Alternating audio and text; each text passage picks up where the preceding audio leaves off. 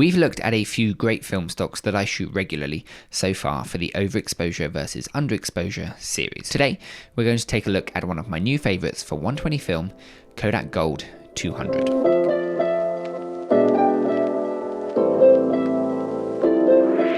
Like my previous exposure tests in this series, I really wanted to dive deep into the limits of Kodak Gold 200 because it has quickly become one of my favourite 120 film stocks to shoot with, coupled with the fact that it is by far the most cost-efficient medium format film that I can get my hands on today. I was really intrigued to see what the results would be like. Once again, I shot the same image of my conservatory, aiming to get some strong contrast between the harsh shadows that are outside and under the furniture inside, and the bright highlights of the sun streaking in through the windows. Now, for this test, the light did change just a little bit for these inside images, but there was still plenty of contrast in the scene, and it's still pretty clear the differences between the exposures. I used the same camera and the same lens as the other videos, my Pentax 6.7 and the 75mm lens, so any effect that setup had on the film is consistent as with all of the other videos as well. I rated the film at the box speed of ISO 200 and I metered using a spot meter and an app on my phone, which is how I would typically try and expose when creating images with this camera and film stock all the time. So let's take a look at the completely unedited exposures one by one and then compare them to the base level correct exposure as well.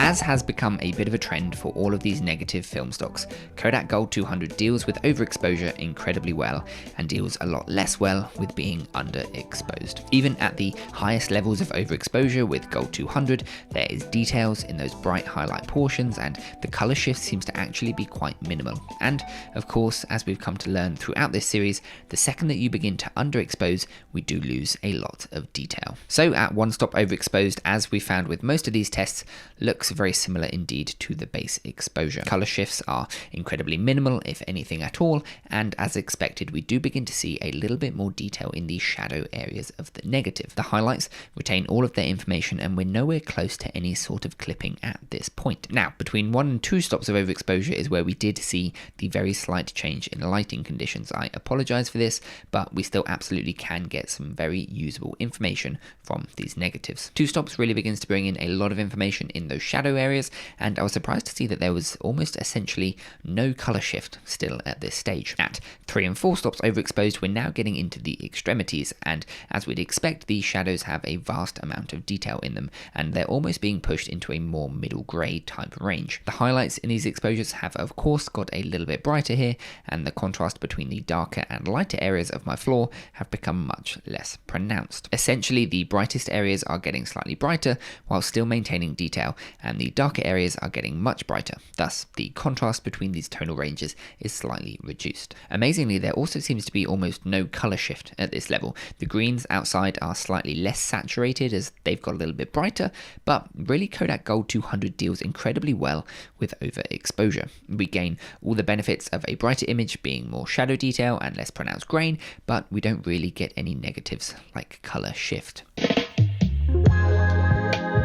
As for underexposure, it is a similar tale once again as with the other stocks that we've tested. The negatives struggle the minute that it starts to not get enough light, and if anything, when we get into the severely underexposed images with gold, they're actually some of the thinner negatives that we've seen in this series to date. At one stop underexposed, I do think it's a fairly usable image. From what people have said on my other episodes in this series, the one stop underexposed look is actually quite a desirable one, and I must say I quite like this more contrasty and punchier look that Gold 200 gives when slightly underexposed. We actually managed to retain a decent amount of detail in the shadows, only really losing a little in the very darkest areas outside in the trees, and grain of course becomes a little more prevalent, but overall I'm impressed with how well Kodak Gold in 120 deals with just a little bit of underexposure. Two-stop underexposed, however, is where the big changes then start. We quickly lose a vast amount of detail, and immediately it becomes an image that I wouldn't deem particularly usable.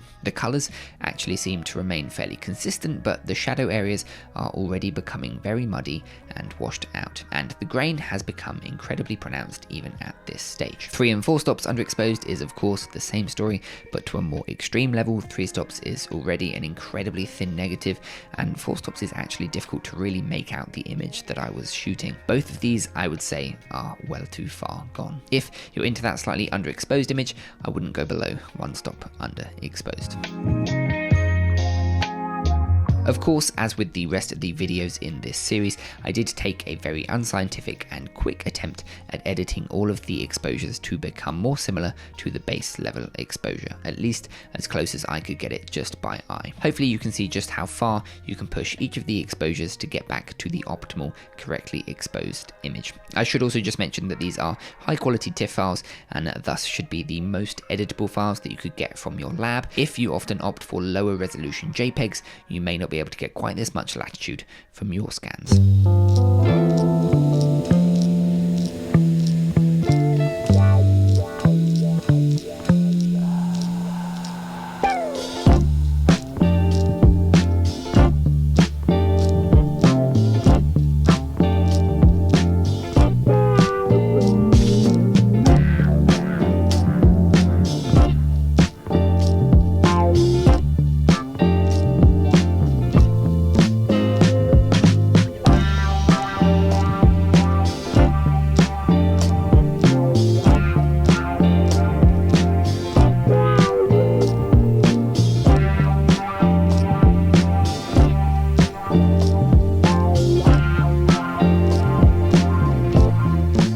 In terms of edited images, all 4 stops of Overexposure did actually edit fairly well. I didn't spend a crazy long time on them at all, but you can see that if you overexpose Kodak Gold 200, you should be able to tweak your lab scan fairly well to get the look that you are after. As for underexposure, I do think that 1 stop's underexposed actually edited quite nicely back to a base exposure. As I said, if you enjoy that mildly underexposed look, then Gold 200 really does have a pleasing image, and you can edit it fairly easily still. In my opinion though, all of 2, 3 and 4 stops underexposed were clearly just far too gone. You could potentially get away with 2 stops if you desire a really punchy and grungy look, but the other 2 clearly had negatives that were way too thin and difficult to do anything with. In conclusion, my recommendation is probably to shoot Kodak Gold 200 at 1 or maybe even 2 stops overexposed. I appreciate due to the slight lighting change, it's a little bit difficult to draw a strict conclusion, but at both 1 and 2 stops overexposed, you are getting minimal color shift and a vast amount of detail in the shadows. I don't really think you can go wrong with either of those options.